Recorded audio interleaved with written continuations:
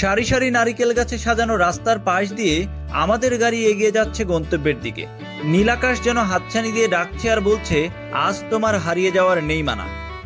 দর্শক, আজকের ব্লগে আমি আপনাদের দেখাতে চলেছি বাংলাদেশের দক্ষিণ পূর্বাঞ্চলের জেলা কুমিল্লার বিখ্যাত ধর্মসাগর দিঘি, যা শহরের প্রাণ কেন্দ্রে অবস্থিত। হাজারো দর্শনার্থীর ভিড়ে মুখরিত এই ধর্মসাগর কবে, কিভাবে এবং কেনই বা তৈরি করা হলো তারই আদ্যপান্ত জানবো আজকের ভিডিওতে। ভিডিওটি তথ্যমূলক হতে যাচ্ছে, তাই সম্পূর্ণ ভিডিওটি দেখার আমন্ত্রণ রইল আপনাদের সবার। চলুন ঘুরে দেখা যাক ধর্মসাগর দিঘিটি।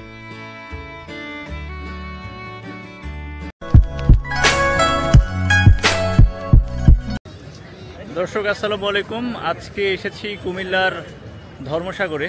এই যে ধর্মসাগর, বিস্তীর্ণ জলরাশি, আর চারিদিকে যেদিকে তাকাচ্ছি মানুষের প্রচণ্ড কোলাহল। আজকে শুক্রবার, তার জন্য প্রচণ্ড মানুষের কোলাহল। দেখুন, এই যে এটি হচ্ছে ধর্মসাগর, চারিদিকে শুধু পানি আর পানি। হাজারো মানুষের ভিড়ে মুখরিত এই জায়গাটি দেখতে যেমন চমৎকার, তেমনি এর রয়েছে ঐতিহ্যগত পরিচয়। ইতিহাস থেকে জানা যায় এই জলাধারটি 1458 সালে ত্রিপুরা রাজ্যের রাজা ধর্মমাণিক্য প্রথম খনন করেছিলেন। ধর্মসাগরের আয়তন 23.18 একর। সুপেয় পানির বন্দোবস্ত করে স্থানীয় বাসস্থানের সুবিধার্থে ধর্মসাগর খনন করা হয়। এটি বাংলাদেশের নগর জল ঐতিহ্যের প্রাচীনতম নিদর্শন হিসেবে বিবেচিত হয়।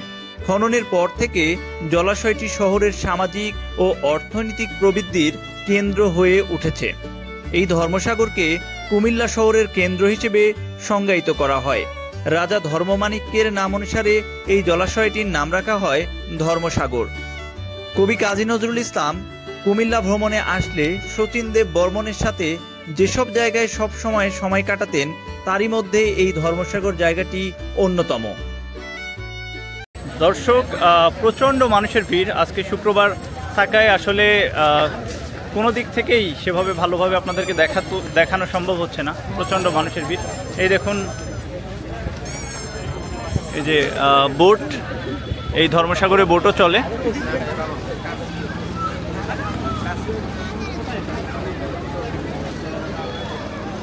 ধর্মসাগরের জলে দেখা মিলে ছোট ছোট নৌকার, যা এখানে ঘুরতে আসা ভ্রমণ পিপাসু মানুষের বিনোদনে এক আলাদা মাত্রা যোগ করে।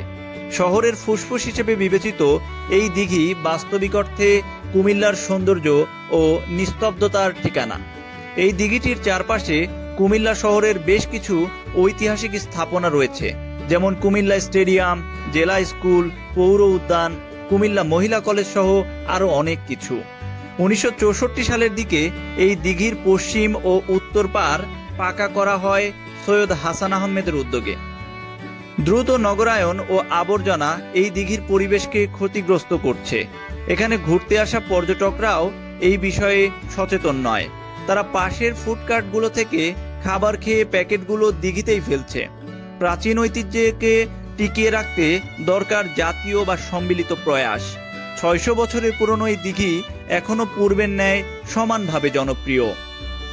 কাজী নজরুল ইসলাম ও এস.ডি. বর্মনের মতো মানুষেরা এই ধর্মসাগর দিঘির পাড়ে বসে কবিতা, গান রচনা করতেন।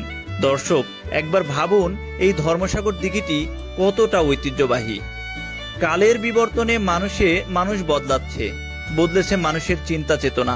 তাই সময় এসেছে সচেতনতা বৃদ্ধি করে ঐতিহ্যের আঁতুড়ঘর এই দিঘিকে ভালোভাবে সংরক্ষণ করা।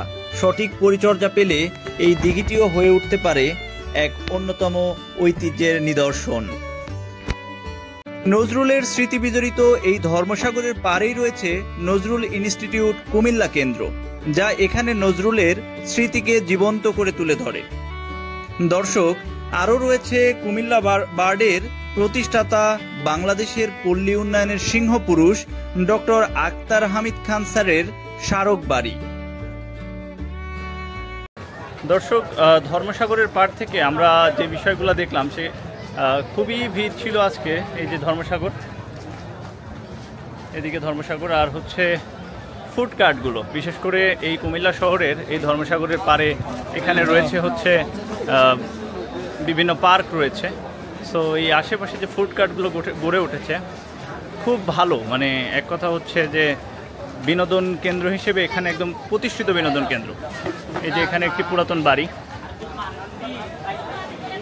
বাড়ি, তো সব মিলায় এই কুমিল্লা শহরে এসে দেখলাম পুরাতন বা প্রাচীন আমলের বেশ কিছু স্থাপত্য এই কুমিল্লা শহরের আশেপাশে আষ্টেপৃষ্ঠে জড়িয়ে রয়েছে। আর যে কথাটি বলতেছিলাম, কুমিল্লা শহরের এখানে আসলে ফুড কার্টগুলো খুব জনপ্রিয়। ইতিহাসের পাতা থেকে আজ আরেকটি অধ্যায় ঘুরে তুলে ধরলাম আরেকটি নতুন ভিডিও। কেমন লাগলো আমাদের আজকের আয়োজন কমেন্টে নিশ্চয়ই জানাতে ভুলবেন না।